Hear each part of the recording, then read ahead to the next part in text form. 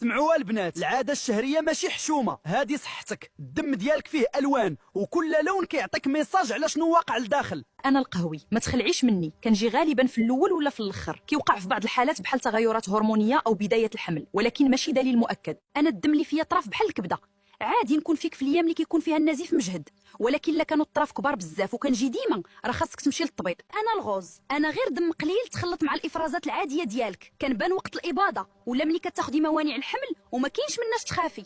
انا الدم الكحل كنبقى لداخل مده طويله حتى نكحل عاد كنخرج. في الغالب انا طبيعي، ولكن الا كانت معايا ريحه خايبه ولا حريق مجهد وسخانه سيري للطبيب.